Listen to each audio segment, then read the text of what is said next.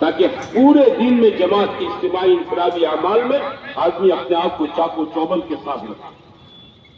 ایک آدمی بیمار ہوتا ہے نا، اس کو ہاسپٹل میں بھرتی کر دیتا ہے، ڈاکٹر مشورہ دیتا ہے آپ آ جاؤ، آپ کی ٹریٹمنٹ پوری کرنی ہے، 8 دن کا 10 دن کا کورس ہے، تو آپ کی صحت کی نیت کرتے ہوئے ڈاکٹر کی مشورے پر عمل کرتے ہوئے اس کے ایڈمٹ ہو جاتا ہے. جس کمرے میں ایڈمٹ ہوا ہے وہاں کی چارپائی ڈھنگ کی نہیں ہے، بستر اچھا نہیں ہے، چادر اور تکیہ اس کے مزاج کا نہیں ہے، ٹوائلٹ باتھ روم گھر جیسا نہیں ہے. ہوتا ہے ہاسپٹلوں میں نہیں ہوتا ہے، آدمی من بنا لیتا ہے، کھانے پینے کا پرہیز ہے، علاج کے درمیان میں دوائیوں کا مارا ہے، اوپر سے سب چیزیں آدمی برداشت کر لیتا ہے. نہ ڈاکٹر سے شکایت کرتا ہے، نہ ہاسپٹل کے اسٹاف سے شکایت کرتا ہے، نہ اپنے تیمارداروں سے شکایت کرتا ہے، اپنے من کو بنا لیتا ہے. بھائی 8 دن کا تو مسئلہ ہے، 8 دن کے اندر کیا ہو جائے گا، صحت مند ہو جاؤں گا، میرا چنگا ہو جاؤں گا، گھر چلا جاؤں گا، اپنے من کو بنا لیتا ہے. اللہ کے راستے میں جب نکلنے والے نیت کرتے ایمان کو بنانے کے لیے نکلا ہو اور روزانہ چیز کا استحضار ہے، تو اس راستے میں کچھ کھٹی چیزیں بھی آتی ہیں، کبھی کبھار مٹی بھی آ جاتی ہے، کبھی کبھار کڑوی بھی چیزیں آ جاتی ہیں، ناگواریاں بھی ہو جاتی ہیں، کیونکہ یہ تو تربیت کا راستہ ہے، ایمانی تربیت کا راستہ ہے نا.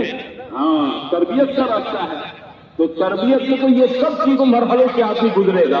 لیکن جس نے اپنی نیت مستحضر کر کے پورے سفر میں 4 مہینے میں چلے میں پکی کر رکھی ہے، وہ انشاءاللہ اللہ کے راستے میں نکلنے کے بعد مختلف قسم کے حالات آ جائے گا، ان حالات کے اندر ذرا بھی نہ پا سکے.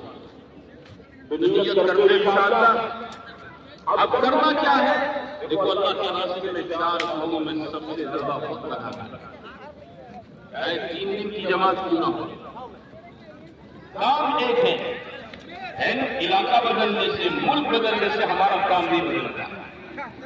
4 کاموں میں زیادہ وقت لگنا ہے. یہ 4 اعمال تبلیغ کے اعمال نہیں ہیں، یہ 4 عمل میرے آپ کی ایمانی تربیت کے اعمال ہیں. نبی کریم صلی اللہ علیہ وسلم کے صحابہ کے مجمع کو انہی اعمال کی بنیاد پر تیار کیا تھا.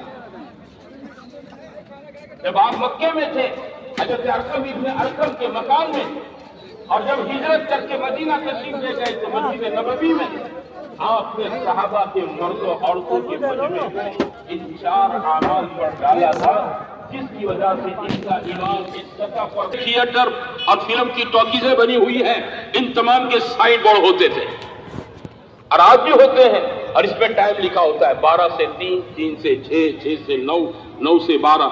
خاموش دعوت ہے، ہمارے یہاں آؤ. برائی کی دعوت ہے، سائلنٹ. اور لوگ جاتے کہ نہیں جاتے وہ لوگ؟ دعوت اپنے اندر اثر رکھتی ہے، حق کی ہو یا برائی کی ہو. مجھے آپ کو اپنے آپ کو اللہ کے راستے میں نکل کر اس دعوت کے، اللہ کی عظمت کے بولنے کی اتنی مشق کرنی ہے کہ میرے بھائیوں دل اللہ کی عظمت سے بھر جانا، داعی بنانا ہے اور پوری قوت کے ساتھ دعوت دینی ہے. یہ نہیں سہم کر، ڈر کر کہ بیچارے بن کر ہم تو بڑے اللہ کی بڑی بات لے کر آئے ہیں، اس بڑے اللہ کی جس کے قبضے میں 7 آسمان اور 7 زمین، چاند سورج ستاروں کا نظام ہے، اس بڑے اللہ کی بڑی بات لے کر آئے ہیں. سہمیں گے نہیں، ڈریں گے نہیں. بات سمجھے نا میرے بھائیوں، پوری قوت کے ساتھ. حضرت یوسف رحمۃ اللہ علیہ فرماتے تھے کہ دائی کی مثال تو دیوار پر گیند پٹکانے والے کی طرح ہے.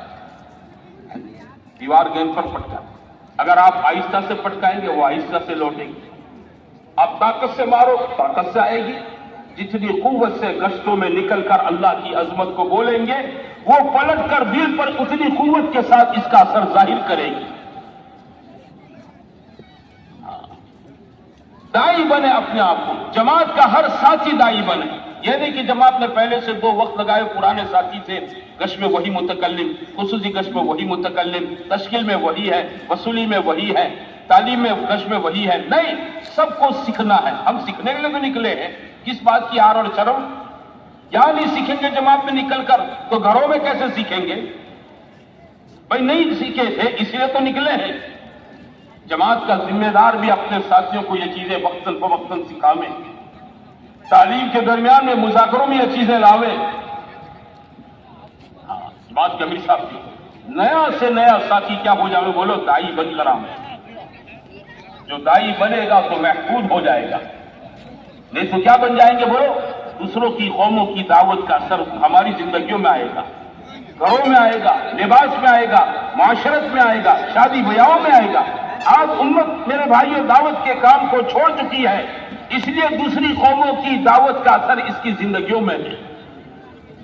अगर ये उम्मत मेरे भाइयों अपने नबी की मेहनत को जिंदगी का मकसद बना ले, दूसरों की सारी दावतें इसकी जिंदगी से, गैरों की सारे माशरत के असरात इसकी जिंदगी से निकल जाएंगे। हम दाई बने, हमें अल्लाह के नबी दाई बना कर गए हैं, है ना। तो सबसे ज्यादा वक्त हमारा किस में लगेगा बोलो, दावत में लगेगा। दिन में हो, रात में हो, इज्तिमाई तौर पर हो, इंफरादी तौर पर हो, जो जहां मिले, जिस मस्जिद में कयाम है भाई वहां 100 घर है ईमान वालों के। हमारी जमात 2 दिन के कयाम के दरमियान में इन 100 घर वालों से मुलाकात कर ले, फर्दन फर्दन। 2 दिन में नहीं काबिल में आया, तीसरा दिन रुक जाऊंगा। मेहनत करना है, दावत देकर मेहनत क्या करना है कि भाई हम तो अपने आप को दीनदार बनाने के लिए तो निकले हैं, और हमारी नीयत ये भी है जहां गए हैं वहां के लोग भी दीनदार बन जाए।